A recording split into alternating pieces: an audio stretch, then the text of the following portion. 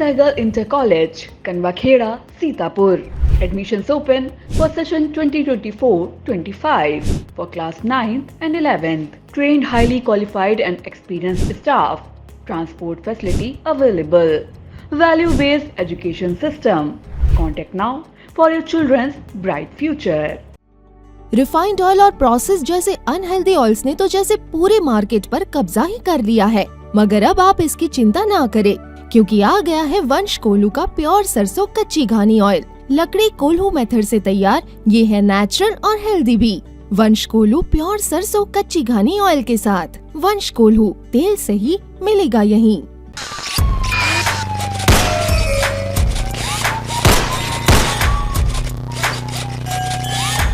नमस्कार, मैं हूं अरुणेश अवस्थी और आप देखना शुरू कर चुके हैं आई इंडिया। लोकसभा चुनाव का दौर है और आए दिन आप यूपी के सीएम योगी आदित्यनाथ के भाषणों में अपराधियों पर लगाम लगा देने की बात सुनते होंगे। आए दिन आपको शातिर अपराधियों के खिलाफ पुलिस की आक्रामक कार्रवाइयों की खबरें भी सुनाई पड़ती होंगी। तो कहीं यह भी सुनने को मिलता होगा कि प्रशासन ने गैंगस्टर्स के खिलाफ 14A की कार्रवाई कर आरोपी की संपत्ति कुर्क कर दी है। बाबा के बुलडोजर ने तो जरायम की दुनिया में हड़कंप ही मचा रखा है। अब इसे यूपी पुलिस का इकबाल कहें या अपराधियों में कड़ी कार्रवाइयों का खौफ या फिर कुछ और, कि वारदात को अंजाम देने के बाद अभियुक्त खुद पुलिस के पास पहुंचकर अपना जुर्म कबूल कर रहे हैं। बीते 48 घंटे में सीतापुर के अलग अलग थानों में ऐसे 2 मामले सामने आए हैं। एक मामले में अवैध संबंधों के शक में शख्स ने पत्नी को मौत के घाट उतार दिया, तो दूसरे में एक मजदूर ने ही साथी को धारदार हथियार से हमला कर मौत की नींद सुला दिया। आइए आपको विस्तार से दोनों मामले बताते हैं। पहला मामला सीतापुर के थाना महमूदाबाद इलाके का है। मिली जानकारी अनुसार क्षेत्र के ग्राम रुदाइन निवासी गरीबे लाल का विवाह रामपुर मथुरा थाना क्षेत्र के गोदहा गांव निवासी हीना देवी से लगभग 18 वर्ष पूर्व हुआ था। मृतक हीना देवी के 5 बच्चे हैं। बताते हैं कि बीते कुछ माह पूर्व पत्नी हीना सकरन थाना क्षेत्र के सांडा अपने नंदोई सियाराम के घर गई थी। कुछ माह वहां रुकने के बाद वह करीब 1 हफ्ता पहले ही अपनी ससुराल रुदायन आई थी। घर में आए दिन पति पत्नी के बीच लगातार विवाद भी होता रहता था। गुरुवार की सुबह किसी बात को लेकर दोनों में कहासुनी हुई। विवाद इस कदर बढ़ा कि गुस्साए पति ने पत्नी के सिर पर कुदाल से ताबड़तोड़ प्रहार कर दिया। कुदाल के हमले से सिर में गंभीर चोटें आने से वह बेहोश होकर गिर गई। इस वारदात से जहां इलाके में हड़कंप मच गया, सूचना पाते ही लोग मौके वारदात पर इकट्ठे होने लगे।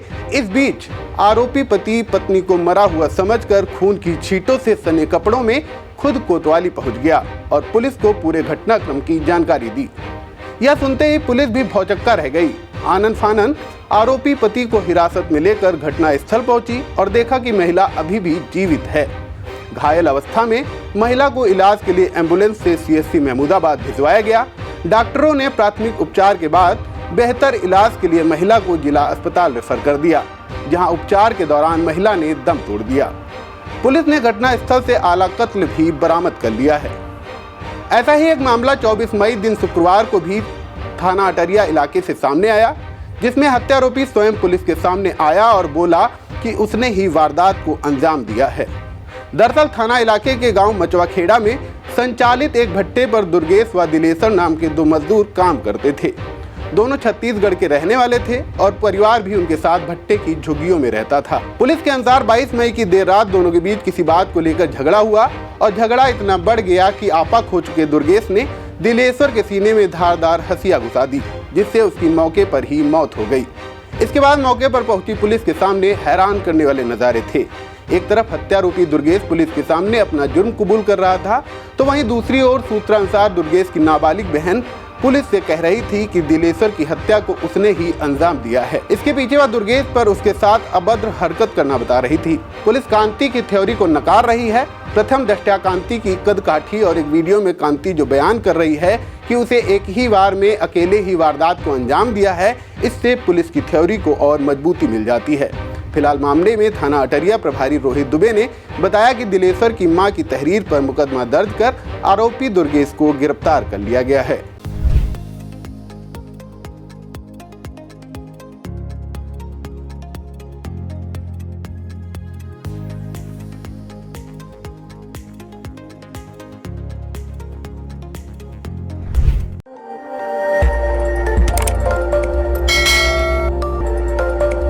खबर आपकी, नजर हमारी।